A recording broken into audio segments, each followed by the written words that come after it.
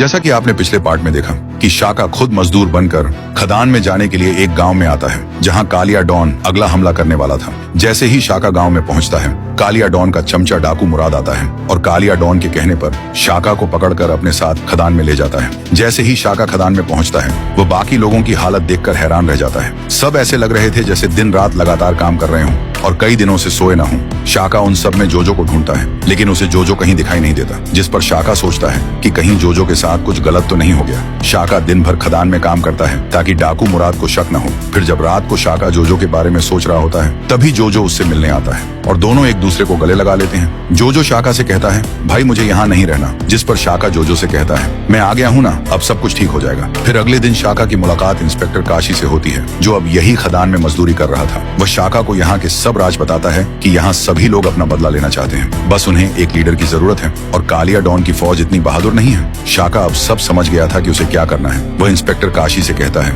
तुम लोगों को तैयार रखना, जब मैं कहूंगा तब तुम कालिया डॉन के बंदों पर हमला कर देना। बाकी कालिया डॉन और डाकू मुराद को मैं खुद ही देख लूंगा। अगले दिन जब जोजो खदान में काम कर रहा होता है, तभी कालिया डॉन जोजो के सही काम न करने की वजह से उसे मारना शुरू कर देता है। ये देखकर शाका गुस्से में आ जाता है और कालिया डॉन पर हमला कर देता है। आखिर खतरनाक लड़ाई के बाद शाका कालिया डॉन को मार देता है, जिसकी वजह से डाकू मुराद अपनी फौज को सबको मारने का हुक्म देता है। जबकि दूसरी तरफ जो लोग पहले डरते थे, वह अब शाका के हुक्म का इंतजार कर रहे थे हमला करने के लिए। आगे क्या होता है ये देखिए अगले पार्ट में।